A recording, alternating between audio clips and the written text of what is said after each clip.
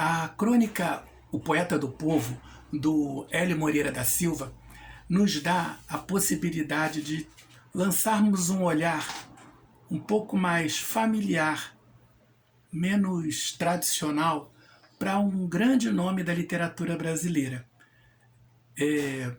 que foi o poeta Castro Alves. Castro Alves, segundo a própria crônica conta, nasceu numa região do interior da Bahia, né?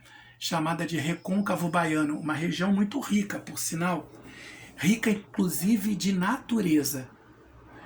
E o Hélio, autor da crônica, ele vai nos mostrar esse cenário onde o menino Castro Alves viveu a sua infância e que depois se tornou muito popular. Mas ali, naquela região onde ele viveu sua infância, estavam as cores, os cheiros locais. As plantas, os aromas, a paisagem, que fez daquele menino um amante da natureza. Nomes de plantas e aromas que estavam presentes também na sua poesia tão brasileira. Castro Alves foi um poeta que teve várias facetas. Desde aquela faceta mais séria, mais politizada, do homem que lutou pela abolição dos escravos e que retratou o horror da escravidão no poema Navio Negreiro, que é um grande poema da literatura brasileira, que fala da escravidão e do horror que era ser transportado, preso num navio negreiro. Navios negreiros que já vinham de propósito para o Brasil, abarrotados com uma lotação muito maior do que a que devia vir, porque eles já sabiam que durante a doença muitos dos negros iriam morrer.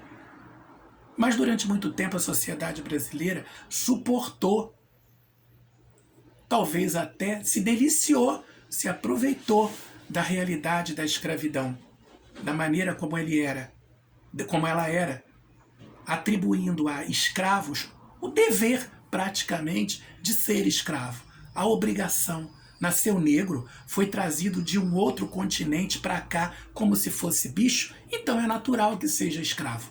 E o Castro Alves retratou muito bem essa realidade numa das passagens do seu poema Navio Negreiro. O que ele tenta mostrar é que o Brasil é um país que vive sob o signo da vergonha por manter uma instituição como a escravidão dentro da sua sociedade como algo legal. O Brasil foi o último país a libertar seus escravos. Uma grande vergonha que uma nação tão rica, tão importante, com um futuro tão brilhante, tenha sustentado a sua sociedade com base em algo tão sujo e tão desastroso, tão criminoso. Mas o Castro Alves não foi só isso, e é isso que essa crônica tenta mostrar para nós. Que ele era um menino que andava lá pelos riachos, pelo meio das plantas, e ali, no meio cercado daquela natureza linda, charmosa, cheia de nomes de origem indígena, de aromas peculiares, como a embaúba, a baunilha e tantas outras plantas que são nomeadas na crônica, nasceu e cresceu o menino Castro Alves, que depois se tornou um adolescente e, ao se tornar homem, se tornou também um mulherengo.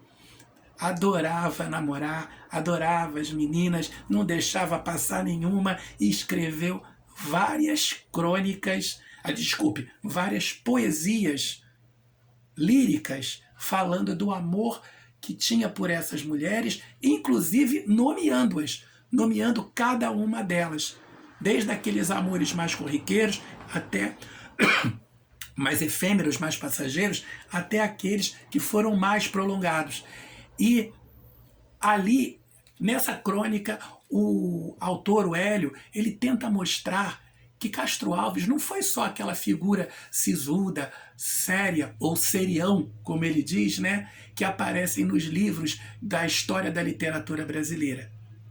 Ele também foi esse cara do povo, que era inclusive invejado por muitos homens, porque afinal de contas as meninas o adoravam pela sua beleza, pelo seu charme, né, pela sua sedução, e outros apenas admitiam que na verdade queriam mesmo era serem iguais ao Castro Alves, para poderem pegar todas as meninas que estivessem ali a fim dele, ou a fim de alguém como ele, a fim de, durante o amor, ouvirem uma bela poesia escrita especialmente para elas por um dos maiores poetas do romantismo brasileiro.